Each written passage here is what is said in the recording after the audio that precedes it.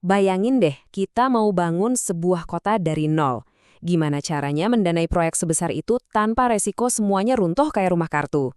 Nah, hari ini kita akan bongkar tuntas sebuah arsitektur keuangan canggih yang dirancang persis untuk itu. Ini dia pertanyaan kuncinya. Waktu kita ngomongin proyek super besar dan kompleks, gimana caranya supaya satu masalah kecil aja gak bikin semuanya ambruk? Ini tantangan besar yang akan kita bedah sama-sama.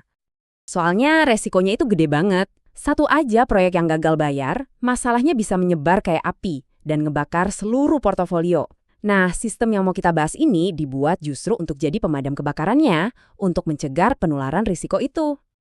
Ini dia agenda kita. Kita mulai dari masalahnya dulu, lalu kita kenalan sama arsiteknya, lihat cetak birunya, pahami aturan mainnya, dan yang terakhir, kita lihat hasil akhirnya. Oke, langsung aja kita mulai. Jadi, siapa sih otak di balik benteng keuangan yang kokoh ini?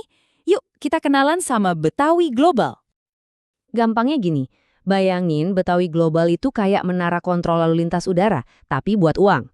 Mereka itu bukan bank ya, tugas mereka adalah jadi penjaga gerbang dan pengatur disiplin keuangan, mastiin setiap rupiah yang masuk dan keluar itu aman dan sesuai aturan. Oke, sekarang kita masuk ke bagian paling seru, cetak birunya. Gimana sih cara mereka membangun benteng ini supaya tahan guncangan? Kuncinya ada di diversifikasi, jadi mereka nggak bergantung sama satu sumber dana aja. Mereka menggabungkan kekuatan dari kemitraan, pinjaman bank yang dijamin aset, plus investasi ekuitas jangka panjang. Ibaratnya, satu bangunan ditopang sama beberapa pilar yang kokoh, bukan cuma satu. Nah, ini konsep super penting yang pertama, ring fencing. Coba bayangin setiap proyek itu ada di dalam sebuah ruangan dengan tembok anti api.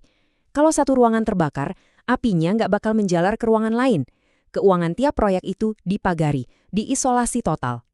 Terus gimana cara membangun tembok anti api itu secara hukum? Jawabannya adalah dengan SPV atau Special Purpose Vehicle. Setiap proyek dibikinin kotak hukumnya sendiri, artinya aset dan utang satu proyek itu benar-benar terpisah dari proyek lainnya. Mereka jadi entitas yang berbeda di mata hukum. Nah, disinilah kehebatannya. Kombinasi SPV dan ring fencing ini bikin setiap proyek jadi kayak bentengnya sendiri-sendiri. Kalaupun satu proyek goyang, proyek yang lain tetap aman dan berdiri kokoh. Keren kan? Tapi, membangun tembok yang kuat aja nggak cukup. Kita juga harus ngatur siapa dan apa yang boleh masuk dan keluar. Disinilah peran manajemen arus kas yang super disiplin dan aturan mainnya, wah, ketat banget. Bayangin ada gerbang tol khusus buat uang. Semua dana dari investor atau pinjaman itu nggak langsung masuk ke rekening proyek. Dana itu masuk dulu ke capital account ini, rekening khusus yang dipegang Betawi Global. Nggak ada satu sen pun bisa cair sebelum diverifikasi dan di-clearing. Ini buat mencegah kebocoran atau dana yang tercampur aduk. Terus, kalau proyeknya udah mulai menghasilkan pendapatan, uangnya dibagiin pakai aturan yang namanya cash waterfall atau air terjun kas. Urutannya saklek, nggak bisa ditawar. Pertama, bayar dulu semua biaya operasional. Kedua, bayar cicilan utang. Ketiga, isi rekening dana cadangan. Nah, baru deh kalau masih ada sisa, keuntungan boleh dibagikan ke pemegang saham.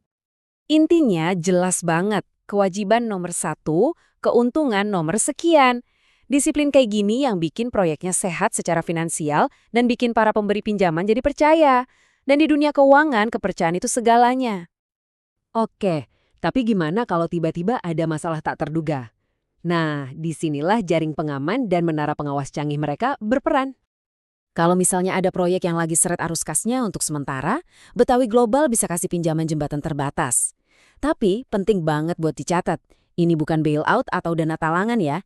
Ini cuma pelampung buat ngebantu proyek tetap ngambang sementara, bukan kapal baru buat gantiin proyek yang udah tenggelam. Untuk transparansi tingkat dewa, mereka pakai blockchain dan AI. Teknologi ini ibarat menara pengawas dengan CCTV di mana-mana. Setiap rupiah bisa dilacak secara real-time, kinerja proyek dipantau langsung, dan jejak auditnya nggak bisa diubah atau dimanipulasi. Semuanya terbuka dan bisa diverifikasi. Oke, jadi setelah semua kerumitan ini, semua benteng dan aturan ketat ini, hasilnya apa sih? Kenapa arsitektur keuangan ini jadi penting banget? Kutipan ini ngejelasin semuanya dengan sempurna. Pertama, proyeknya jadi bankable. Artinya, bank jadi percaya dan mau kasih pinjaman dari awal. Kedua, proyeknya scalable, yang artinya dirancang untuk bisa tumbuh besar dalam jangka panjang. Jadi dapat dua keuntungan sekaligus. Nah, ini yang bikin kita mikir, apakah model keuangan yang super disiplin, terisolasi, dan transparan ini bisa jadi standar baru untuk mendanai proyek-proyek paling ambisius di seluruh dunia? Mungkin sebelum membangun masa depan, kita memang harus belajar dulu cara membangun benteng keuangannya. Gimana menurut Anda?